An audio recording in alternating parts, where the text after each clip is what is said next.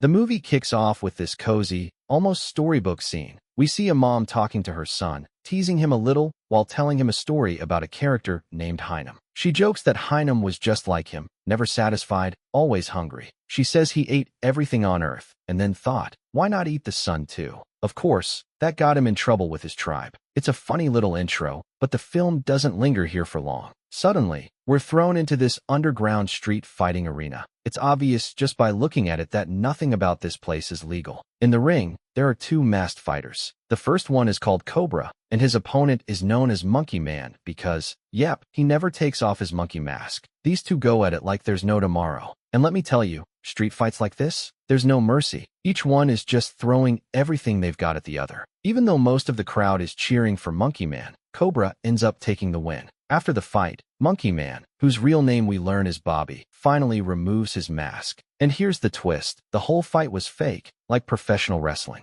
The arena manager was in on it the whole time, and every move, every outcome, was pre-planned. Everyone walks away happy and satisfied. But as Bobby talks to the manager, you can see he's somewhere else mentally. He's lost in memories from his childhood, a bit distracted and distant. Later, we see Bobby paying close attention to the TV. They're talking about someone named Shakadi, this super popular philanthropist in India who's famous for his good deeds. But even though Bobby seems interested, there's this hint of skepticism in his eyes, like he doesn't really buy into all the hype. Then a little boy shows up, Bobby's sidekick. We learn his name is Lecky. Bobby has a job to do. He's keeping an eye on a woman named Koinei, one of the richest businesswomen in India, and honestly one of the wealthiest in all of Asia. He's obsessed with every little detail about her. Bobby asks Lecky to tell him where she usually hangs out, and Lecky tells him she spends time at this Italian cafe. The next day, Bobby's team puts the plan into action. There's a guy selling antiques who accidentally steals Koinei's wallet, and it passes from hand to hand until it ends up with Bobby.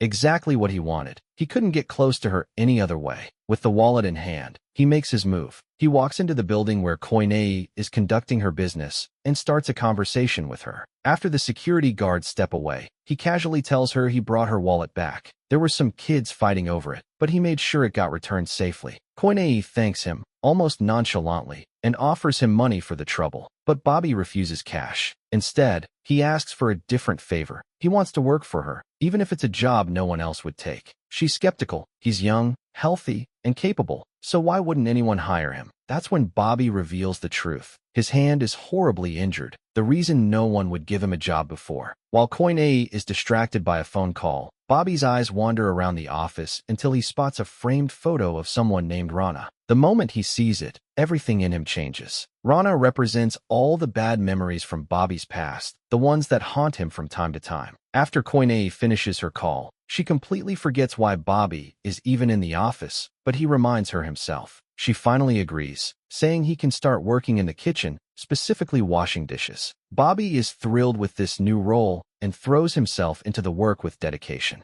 On his first day, he meets Alfonso, who quickly becomes a central figure in the kitchen. Alfonso isn't just any worker. He's one of Koinei's most trusted staff and a quality inspector. Koinei clearly trusts him, and Alfonso seems to have a lot of respect for Bobby already, setting the stage for Bobby to find his place in this world. After his first day on the job, we catch Bobby doing something a little unusual. Instead of spending the money he earned on food or living expenses, he goes out and buys a weapon. It's an old-fashioned gun, not exactly high-tech. Its loud sound gives it away, and it's not super precise for long distances. Basically, anyone he wants to hit has to be close. The next day at work, Bobby starts noticing the darker side of Koinei's operations. He actually sees her handing money to Alfonso and talking about it being for drugs, plus some other stuff. She reminds Alfonso that important people are coming tomorrow and everything has to be perfect, even better than the last time. Bobby listens intently to every word, clearly absorbing everything.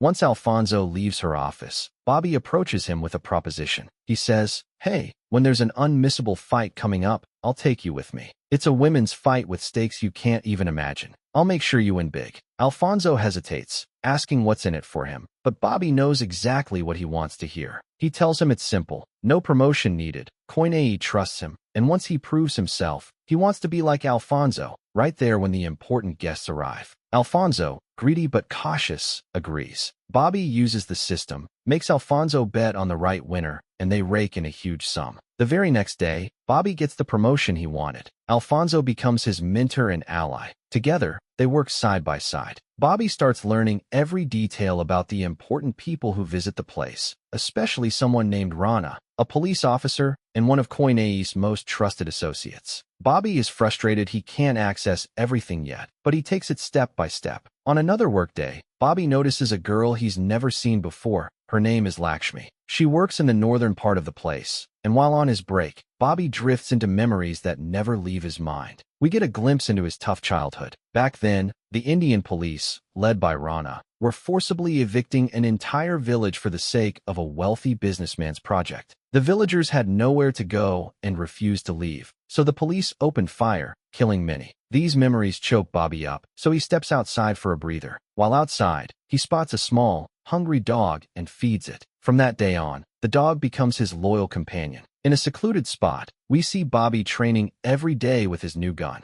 At first, it's tricky, but over time he becomes highly skilled, hitting targets with ease. The dangerous part? Bobby brings his gun to work every day, like he's waiting for a very specific moment. Now, you might be wondering, how does he get a gun past all the tight security? That's where the dog comes in. With the dog by his side, he sneaks the gun in without anyone noticing. Over time, Bobby earns Koine's trust and gets assigned to the rooftop, a space reserved only for the most important guests. That's exactly where he needs to be for what he has in mind. One day, Bobby is on the rooftop again, keeping an eye on the important visitors. And then they arrive, first among them, Rana. Bobby instantly recognizes him by an old scar on his ear, and in that moment, he knows it's time for revenge. He heads into the bathroom, lost in memories of Rana from his childhood, and without hesitation, pours a large amount of powder into his hand, preparing to confront him. But Rana notices Bobby has a gun, and the tension skyrockets. Without thinking, Rana grabs the powder, and because of the amount, he starts bleeding badly and rushes into the bathroom, trying to stop it. Bobby's waiting, locks the door with a locker, and points the gun at him. He coldly says, "My mother sent her regards. Don't worry, I'll send you to her. I just need you for something first." Suddenly, someone else comes out of another bathroom stall. Bobby is caught off guard, and in that split second, Rana seizes the opportunity. A fight breaks out. In the chaos, a shot accidentally fires from Bobby's gun, hitting the unsuspecting person who had just emerged. Everyone in the room freezes in horror. Rana's guards rush to the bathroom, but Bobby keeps the upper hand, taking down anyone who comes close. When he senses Rana's guards are about to get in, Bobby makes a hard strike and bolts. He rushes toward the garage, only to find a group trying to stop him. Quick thinking and some skillful moves let him take them all down.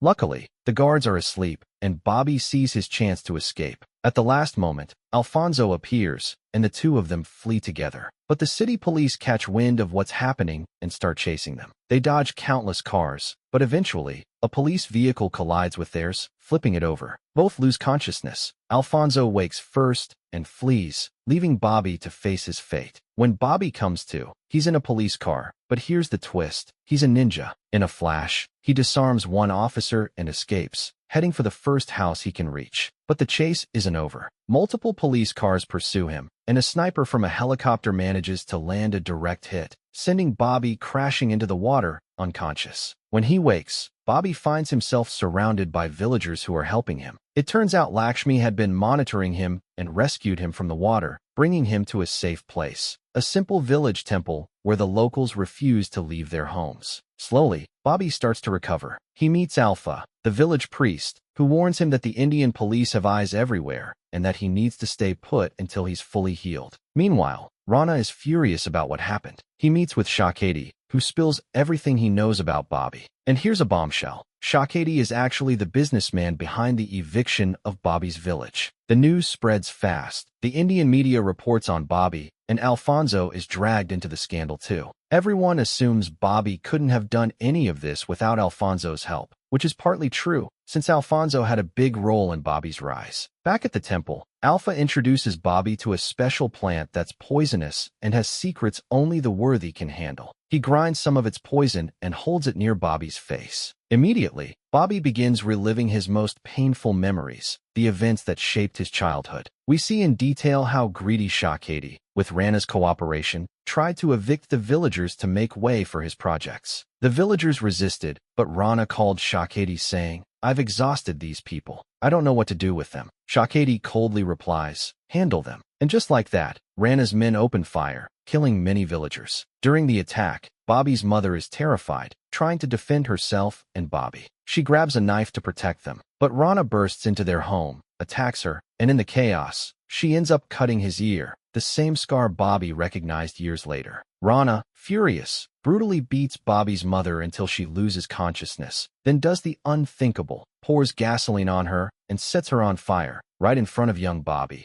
who is hiding and paralyzed with fear. Bobby rushes to save his mother, but it's too late. From that moment on, this memory becomes a permanent part of him. The fire leaves his hand horribly burned, the reason it's deformed. Though he was just a child back then, he swore that the man who did this, Rana, would pay for it, and that vengeance would be in his hands. We jump back to the present and find Bobby training hard. Everyone around him is cheering, convinced he is the one who can make Rana pay. The government has left the village to fend for itself, and when officials schedule elections on a religious holiday, it only fuels the villagers' anger. They feel abandoned, and the tension spills into the streets. One day the villagers return to the temple and find Lakshmi there, badly beaten. It becomes clear she suffered at the hands of Shaketi's men, who were trying to force her to reveal Bobby's location. She refuses to talk, and that stubbornness only makes things worse for her. Bobby knows he cannot pull off his plan without money, so he decides to steal the donation box from the fighting arena. He knows the place like the back of his hand, slips in, and cracks open the donation boxes. He takes the cash and hands it to Lakshmi, telling her to keep it safe until the big moment. When the arena owner learns about the wager, he brings out his strongest fighter, hoping to crush Bobby's odds and recover the money. But for Bobby, this is not just another match. This is the one shot that matters. He needs only a single move. He steps into the ring, times everything perfectly, and with one decisive strike, he puts his opponent down. The crowd is shocked at how quickly it ends, and the owner and bettors are furious. They wanted a long show, not a quick knockout. The crowd, outraged but hooked, demands another match. The owner brings out his ultimate champion, someone nobody has beaten before. The fight is brutal. The champion is powerful, but Bobby keeps thinking of all the pain he has carried, of his mother burning, of every injustice that led him here. He taps into something raw and fierce, moves with the agility of the monkey he once wore as a mask, and executes an incredible airborne maneuver that finishes the fight. He wins, and the arena hands the winnings over to Lakshmi to pay Shakedi off and let the villagers stay. Bobby feels strange watching the money exchange hands. He's proud to help the village, but he knows this is only temporary. The Real reckoning belongs to Rana and Shakedi. On the day of the so-called religious celebration, Shakedi is at Koinai's building, smug and safe. He thinks it's a regular event. He does not know it is the day of revenge. Bobby infiltrates the building through a back entrance disguised by a mask. When he rips the disguise off, the place explodes into chaos. He and the villagers who have been wronged with him start taking out guards, one by one.